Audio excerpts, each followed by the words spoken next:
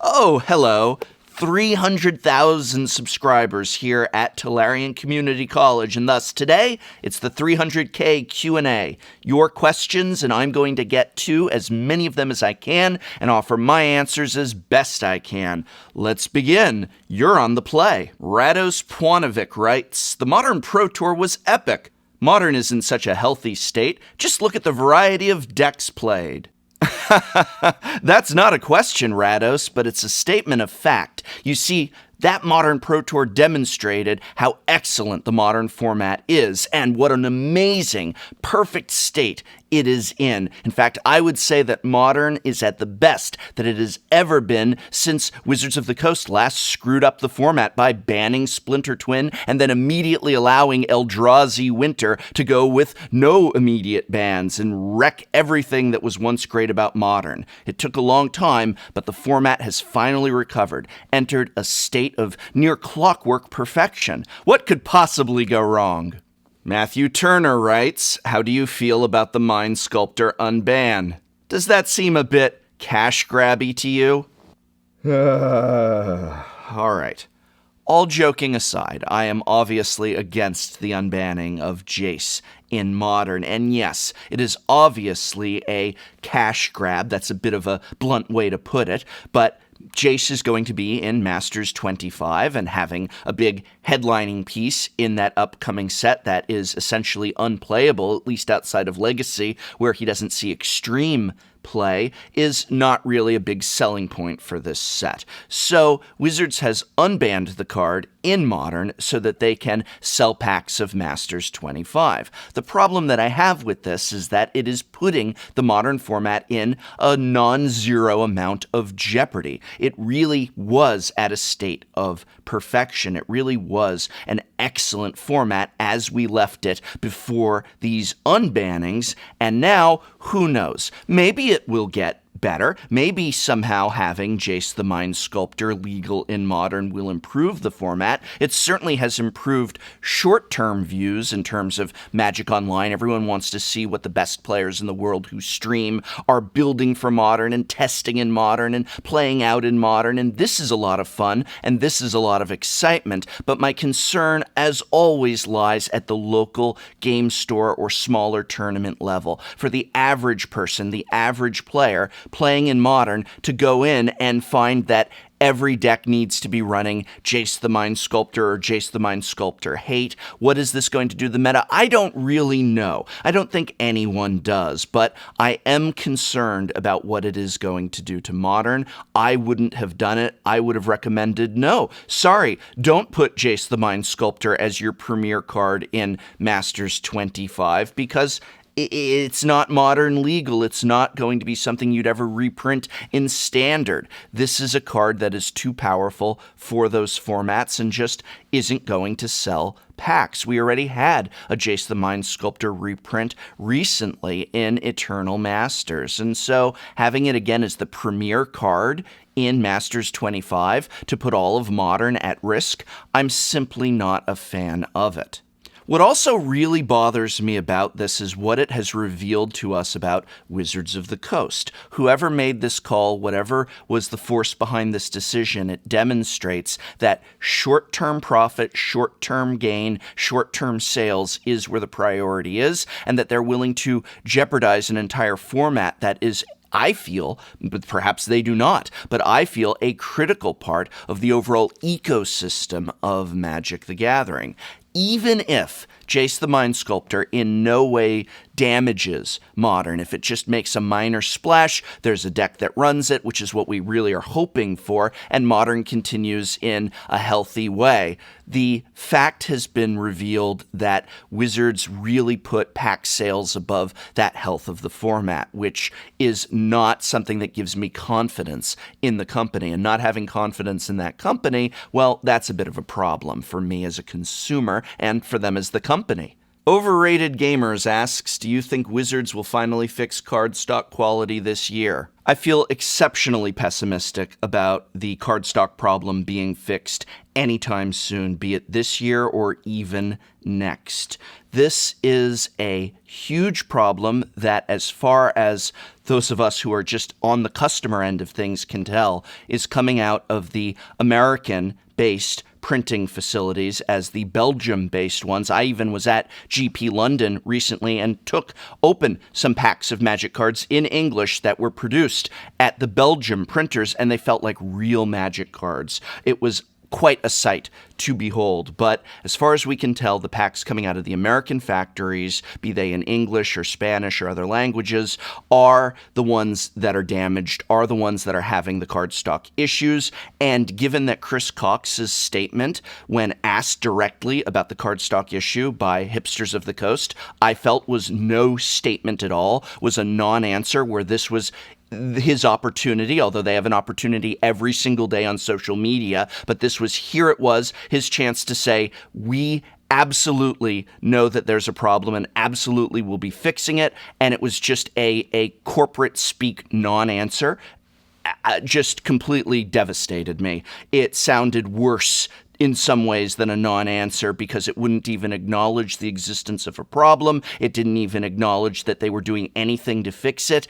I have lost a lot of faith in the company over this issue, and even more faith in the company over their lack of a comment of a sufficient acknowledgement on it. So that's just my personal opinion, but yeah, I don't feel very confident. Matanza Montoya asks, Professor, what could WotC do to fix Standard? Now, whether or not you think that Standard needs to be fixed or simply stands room for improvement, I think that there's one thing that WotC could do to greatly fix/improve Standard, and also help prevent a lot of the problems we've seen in Standard over the last few years from happening again. It's one simple fix that they will never, ever do. But I feel that the best thing would be to actually play Standard. Hear me out. R&D tests for Standard, but they do not, most of them, play Standard, meaning they don't actually have their own personal Standard decks that they take down to Friday Night Magic and play with other regular casual players in an F&M setting. And they don't have any interest, really, in doing so. They love draft. I read all these interviews with people from R&D, all the articles that come out, all the tweets that they just casually talk to one another, and they love Limited. They love draft, where they get off work and they all go out for drinks and food together and draft for fun. They spent all day working on Magic, and then they have a party on the weekend where they're drafting Magic. That speaks a lot to the game, but it also speaks a lot to what format interests R&D. And so if what they're doing is they're playing Limited, then all their attention is on Limited, and they're only play testing for Standard. But I think that if, heck, even just half, or I'd love all of R&D to just have to maintain a Standard deck on their own, where they have to get their cards themselves. Go down, buy some packs, assemble your deck, play it at Friday Night Magics, see what that's like. See what actually having to build a Standard deck as a casual is like. See what actually playing at a Friday Night Magic regularly over the course of a Standard season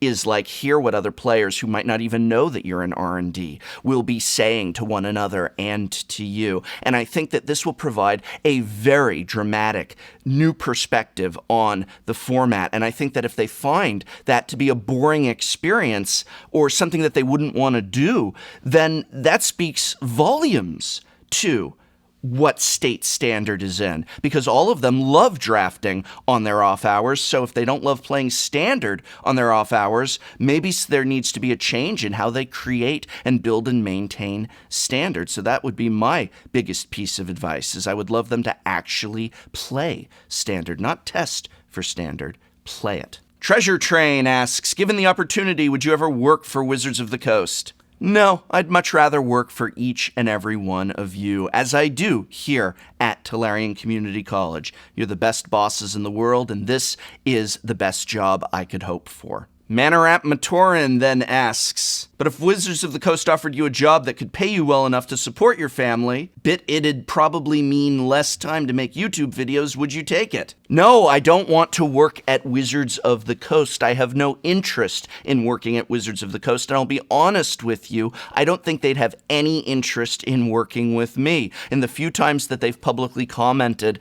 on my videos, on my channels, they've said, as far as they're concerned, it's just one person's opinion. They don't put any extra regard to it. I've always seen it as them viewing me as much more of a nuisance with my constant complaints and criticisms than anything that they would want to actually hear out and have sitting alongside them at the table. I don't want to work for them. They wouldn't want to work for me. We've got good roles like this, I feel. Chris Blackwood asks, how much, expressed as a percentage, do you think WotC want to hire you as a consultant? 0%. They don't want to hear it. They don't want to hear from me. Actually, it's funny, in terms of the consulting, never mind just my opinions on Magic the Gathering as a game, I, in the past, had offered to them consulting in terms of just their YouTube channel and saying, hey, I see a lot of things that you're doing wrong with your YouTube channel, and they're not interested in hearing from me in any regard of that. And I think in a lot of ways that's a really good thing to maybe have that wall between us. I am essentially a critic. I'm a fan. I'm a customer. I want the company to do well. I love the game. Everybody that works there is that I've met is fantastic people, but we do have a wall between us. They're always going to eye me with a certain amount of skepticism because of my criticisms. They don't agree with many of them, any of them, and I don't think that when they think of people that they would love to hear consultation from in any regard, from Friday Night Magic to casual players to just their YouTube channel, which I'm about to pass in subscribers, it's 0%. Dante asks, do you think that someone from Wizards has the job of just watching Prof's videos and writing notes and giving them to the boss, and the boss going, okay, here's the list of things we're not going to do? Yes. The Chris Kwon asks, do you have plans on cutting your hair? You can cut hair? Does it hurt?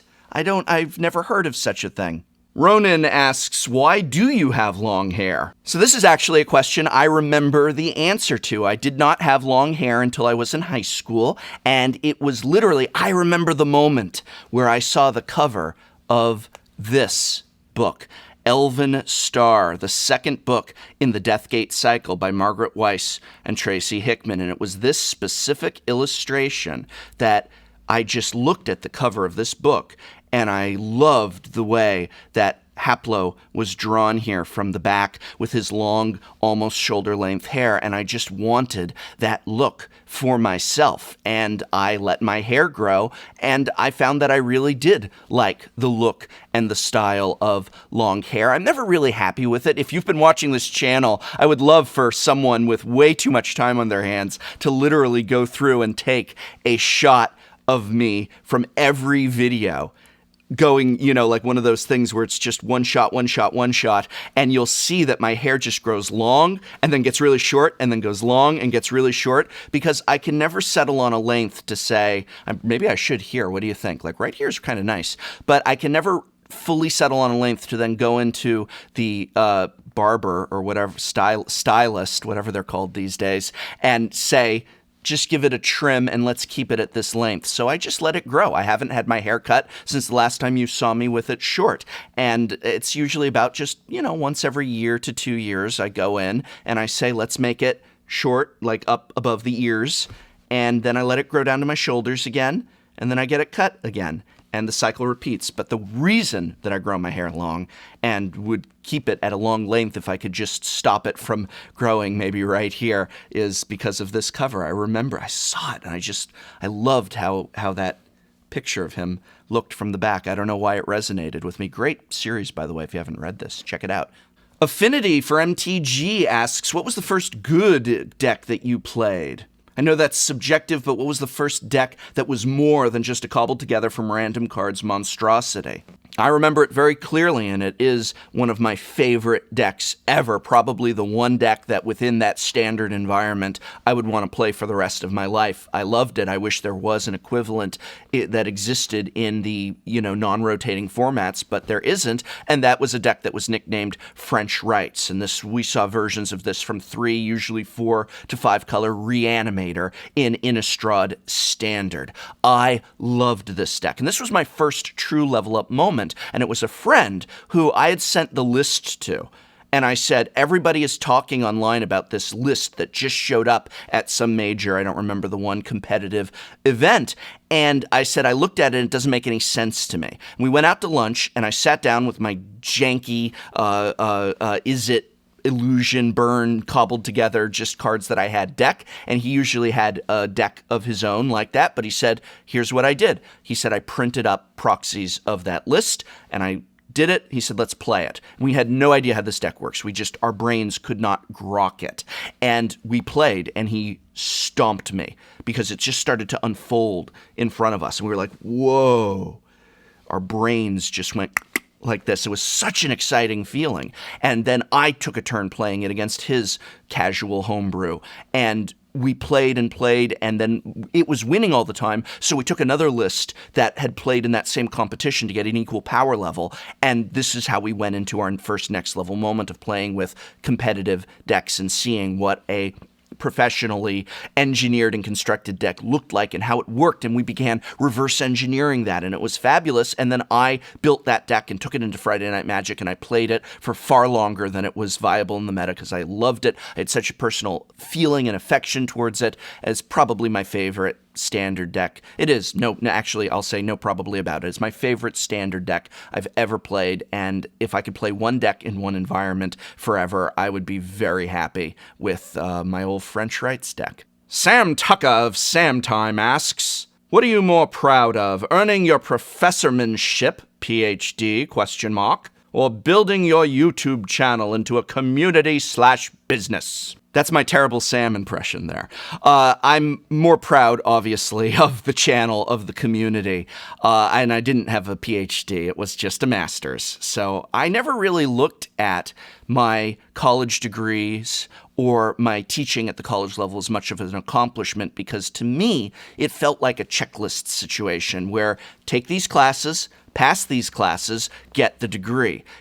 Brian, that's me, by the way, Brian didn't have to earn that so much as anyone could have done that. Anyone could have taken those same classes and been given the same degree. And maybe to a lesser extent, my, interviews for the job or position or whatever, but it was usually just, we're looking for someone with these qualifications. Are you available at these times?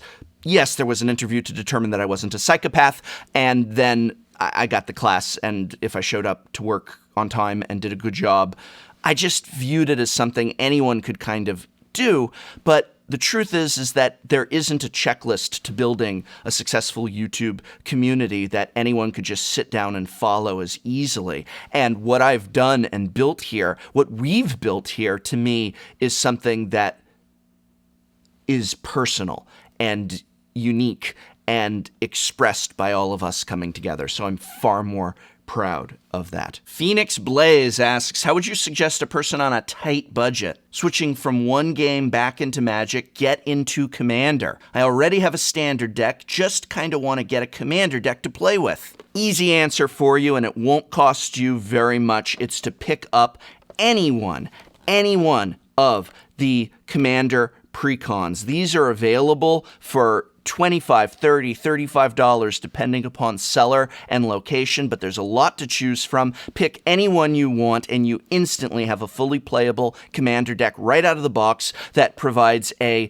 lot of pathways to either disassembling and taking pieces and using them to build up to your next fully engineered Commander deck, or just upgrading the existing deck with cards that you may already have in your collection or that you may be able to acquire for cheap. You can scale it to your price and power level, and if you've got friends or a league at a game store or anything where Commander is being played and you want to sit down and play, $30, give or take $5, and you've got one of these to play right out of the box as a starting point.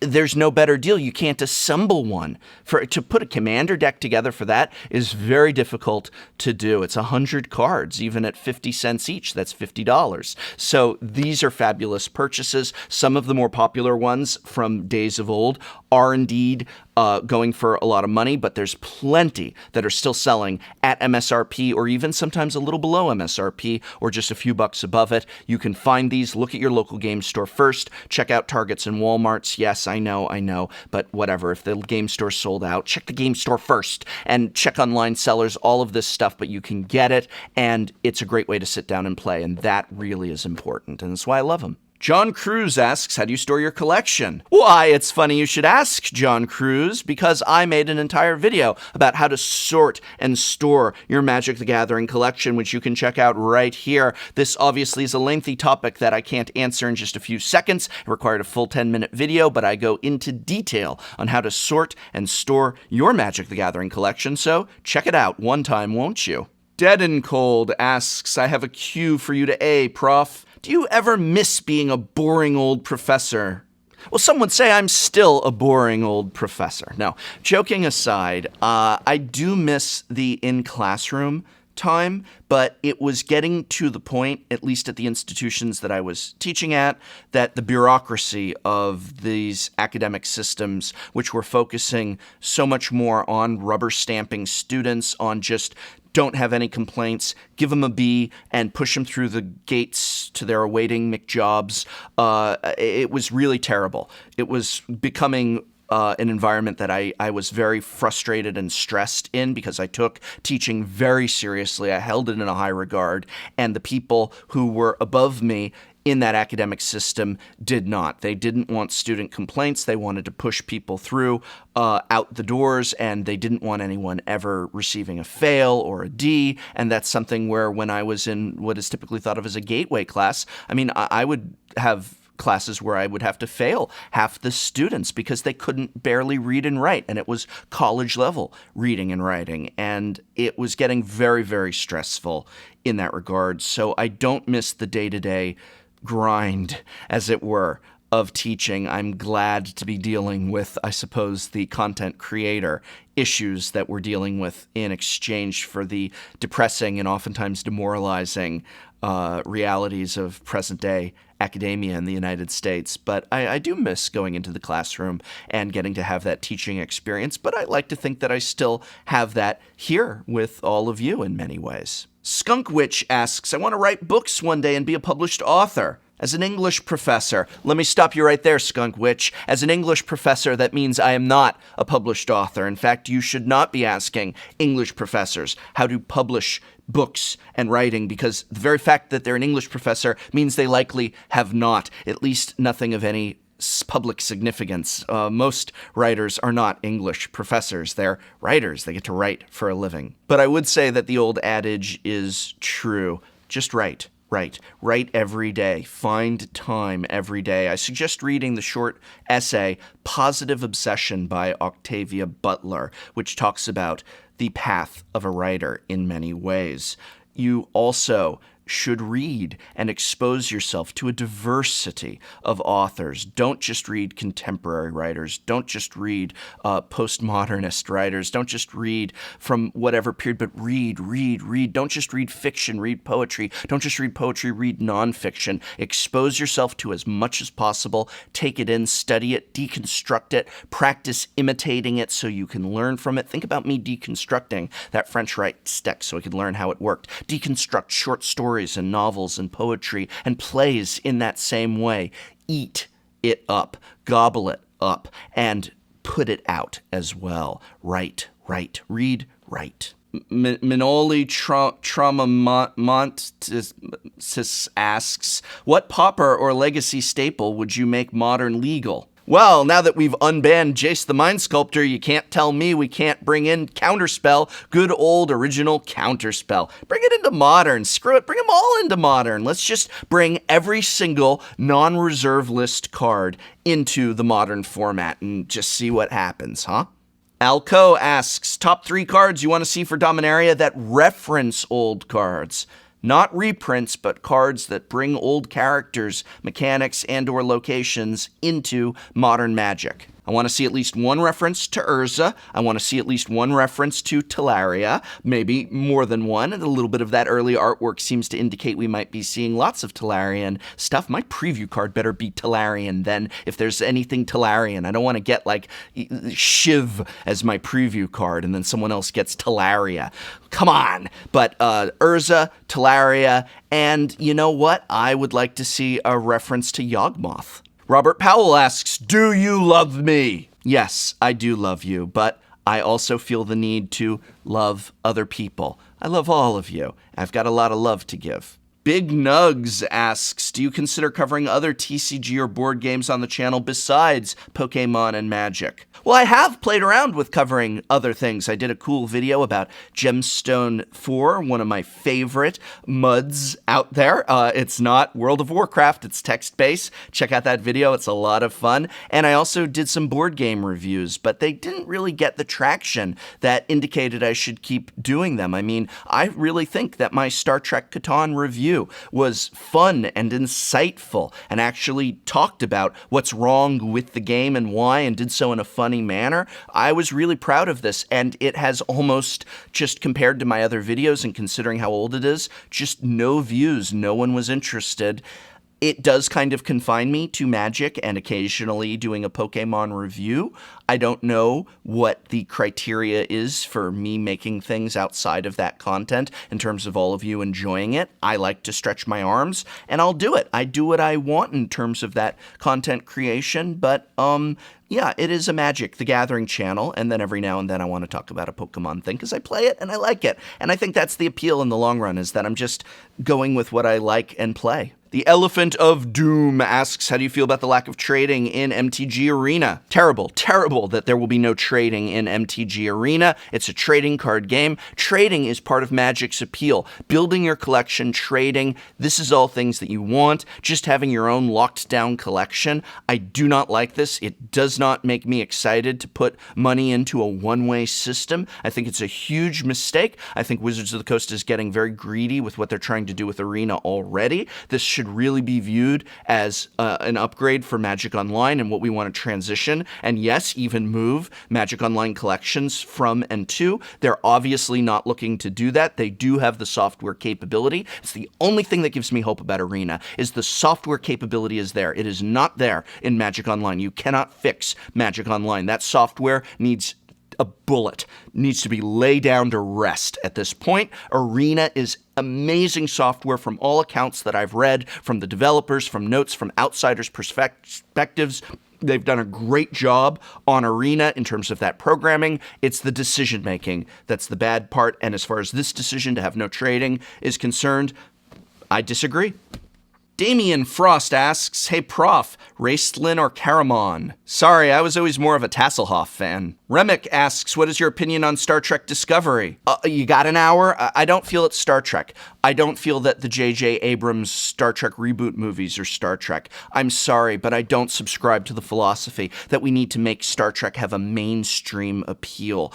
I believe that Star Trek is a show about its roots of discovery, no pun intended, of peaceful exploration of humanity rising to the next level, of ethical and social quandaries. And I just feel that when you've got explosions and just dark misery and humanity at its worst in space, that whatever angle you want to slant it at, it just doesn't work. It's not Star Trek to me. And if you enjoy it, I don't mean to yuck your yum. I'm glad you enjoy it. Enjoy it. Watch your programs. Watch Star Wars. Watch Star Trek, watch whatever. But for me, that's not Star Trek. Star Trek is the show as Gene Roddenberry envisioned it. Whatever problems you can have with him as a creator, that's fine. But that philosophy is still true. And what we saw in the original Star Trek, in Star Trek The Next Generation, in seasons 1 through 3 of Star Trek Deep Space Nine, that's Star Trek to me. And that's what I believe in. Nelson asks, is there a many Magic the Gathering players shirt? There is not a specifically many Magic the Gathering players shirt. Maybe I should design one of those, but there are Tolarian Community College t-shirts and merchandise like playmats, dice bags, coffee mugs, all kinds of cool TCC merch. It helps support the channel, and it gets you awesome stuff. It's all A quality, is approved by me. We really put a lot of effort to make sure that this is sweatshop free, that this is made in the USA. High quality, real screen printing on the t-shirts. The playmats are made by Inked, who I had given an A grade to prior to working out, purchasing the playmats from them to then sell to you. It does help go support the channel. Check it out at www.tolariancommunitycollege.com/store. And there's still a Tolarian t-shirt there, but not a many Magic the Gathering players ask the question one. But maybe we'll add that. Disaster Danny asks, how are you? Yeah, I'm good. I think I'm good. I'm doing well. It's been a wild journey, and I don't know. What's next? Next is overtaking the mothership. Oh, am I going to troll them hard? That's going to be epic. But after that, where are we headed? Where do you want to head? I've got so much that I want to do, and this has turned into my motto, is I'm just getting started. Don't have enough hours in the day to do it all, but I'm going to find a way. And how am I doing? I'm doing great. How are you? I hope you're well. And this video is brought to you by my and many other people's local game store, Card Kingdom, a brick and mortar pillar of this community, as well as the Patreon support of viewers such as you. These are the people that keep Tolarian Community College going and growing strong. So thank you.